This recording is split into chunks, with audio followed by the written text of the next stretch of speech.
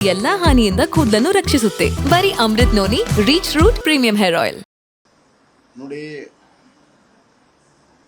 ಚುನಾವಣೆಯ ಸಂದರ್ಭದಲ್ಲಿ ಮುಖ್ಯಮಂತ್ರಿಗಳ ಹೇಳಿಕೆ, ಉಪಮುಖ್ಯಮಂತ್ರಿಗಳ ಹೇಳಿಕೆ, ನನಗೆ ನೀವು ದೊಡ್ಡ ಪ್ರಮಾಣದಲ್ಲಿ ಮತ ಹಾಕಲಿಲ್ಲ ಅಂದರೆ ನಾನು ಮುಂದುವರಿಯೋದು ಕಷ್ಟ ಆಗುತ್ತೆ ಅಂತ ಮುಖ್ಯಮಂತ್ರಿಗಳು ಒಂದು ಕಡೆ ಹೇಳಿದರು. ಇನ್ನೊಂದು ಕಡೆ ಉಪಮುಖ್ಯಮಂತ್ರಿಗಳು ನಾನು ಮುಖ್ಯಮಂತ್ರಿ ಆಗ್ತೀನಿ ಅಂತ ಹುಟ್ಟು ಹಾಕಿದ್ರಿ, ನಿಮಗೆ ನಿರಾಶೆ ಆಗಿದೆ, ಮುಂದಿನ ದಿನಗಳಲ್ಲಿ ನಾನು ಆಗ್ತೀನಿ ಅನ್ನುವಂಥ ಮಾತನ್ನು ಡಿ ಕೆ ಶಿವಕುಮಾರ್ ಹೇಳಿದರು. ಮತ್ತು ಯಾವುದೇ ಮಂತ್ರಿಗಳು ತಾವು ನಿಲ್ಲದೆ ಚುನಾವಣೆಗೆ ಸ್ಪರ್ಧೆ ಮಾಡದೆ ಎಲ್ಲ ಮಕ್ಕಳನ್ನ ನಿಲ್ಲಿಸಿರುವಂಥದ್ದು ದೊಡ್ಡ ಒಂದು ಇಂಡಿಕೇಶನ್ ಇದೆ. ಈ ಸರ್ಕಾರದಲ್ಲಿ ಎಲ್ಲವೂ ಸರಿಯಿಲ್ಲ.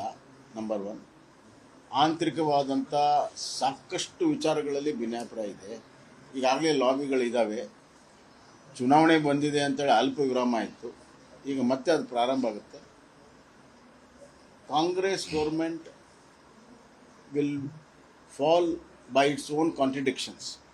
ಅವರಲ್ಲಿರುವಂಥ ಭಿನ್ನಾಭಿಪ್ರಾಯಗಳಿಂದನೇ ಅದು ಬೀಳುವಂಥ ಸಾಧ್ಯತೆಗಳಿದೆ. ಎಲ್ಲಕ್ಕಿಂತ ಹೆಚ್ಚಾಗಿ ಪ್ರಧಾನಮಂತ್ರಿ ನರೇಂದ್ರ ಮೋದಿಯವರು 3ನೇ ಬಾರಿ ಆಗೋದು ನಿಶ್ಚಿತ.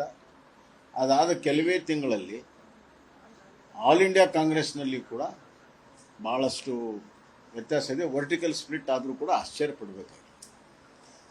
ಅದರ ಒಂದು ಪ್ರಭಾವ ಕೂಡ ಕರ್ನಾಟಕದ ಮೇಲೆ.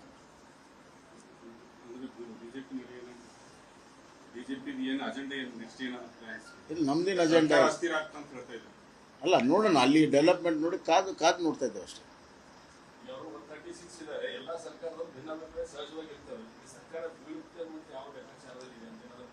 ಅಲ್ಲ, ಭಿನ್ನಾಭಿಪ್ರಾಯ ಇರೋದು ಸಹಜ. ನೀವು ಹೇಳ್ದಂಗೆ ಭಿನ್ನಾಭಿಪ್ರಾಯ ಬೇರೆ.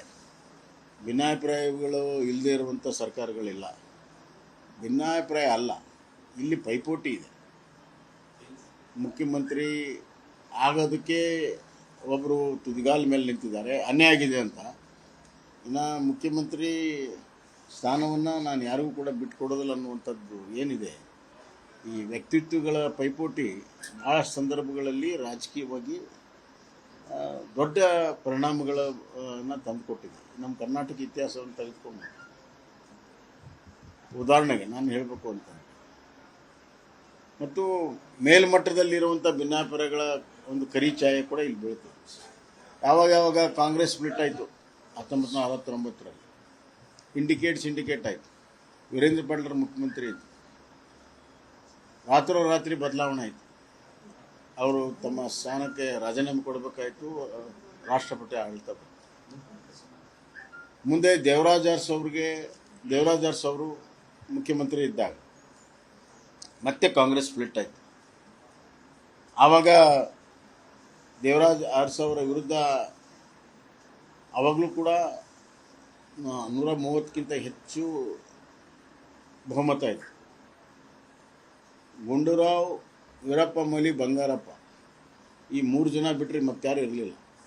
ಆದರೆ ರಾತ್ರೋರಾತ್ರಿ ದೊಡ್ಡ ಪ್ರಮಾಣದಲ್ಲಿ ಬದಲಾವಣೆಯಾಗಿ ಸರ್ಕಾರ ಬಿದ್ದು ಹೋಯಿತು. ಗುಂಡೂರಾವ್ ಮುಖ್ಯಮಂತ್ರಿ ಆದ. ಮುಂದೆ ಬಂಗಾರಪ್ಪ ಮುಖ್ಯಮಂತ್ರಿ ಆಗಿದ್ದು, ವೀರಪ್ಪ ಮೊಯ್ಲಿ ಮುಖ್ಯಮಂತ್ರಿ ಆಗಿದ್ದು ತಮಗೆಲ್ಲ ಗೊತ್ತಿದೆ ಅಂತ ನಾನು ಭಾವಿಸ್ತೇನೆ. ಹೀಗಾಗಿ ನಂಬರ್ ಇಂಪಾರ್ಟೆಂಟ್ ಅಲ್ಲ, ಪೊಲಿಟಿಕಲ್ ಡೆವಲಪ್ಮೆಂಟ್. ನನ್ನ ಜೀವನದಲ್ಲಿ ನಾನು ಮಾತ್ರವಲ್ಲ, ನನ್ನ ಕೂದಲು ಕೂಡ ಆಗಿರಬೇಕು ಸ್ಟ್ರಾಂಗ್ ಅಂಡ್ ಸ್ಟೈಲಿಶ್. ಬರೀ Amrut noni reach root premium hair oil ನೊಂದಿಗೆ. Reach root premium hair oil. ಭಿನ್ನಾಭಿಪ್ರಾಯ ಪ್ರಶ್ನೆ ಇಲ್ಲ. ಭಿನ್ನಾಭಿಕ್ಕಿಂತ ದೊಡ್ಡದಾಗಿರುವಂಥ ಪೊಲಿಟಿಕಲ್ ರಾಜಕೀಯ ಮಹತ್ವಾಕಾಂಕ್ಷೆ ರಾಜಕೀಯವಾಗಿ ಬಹಳ ದೊಡ್ಡ ದೂರಗಾಮಿ ಪರಿಣಾಮವನ್ನು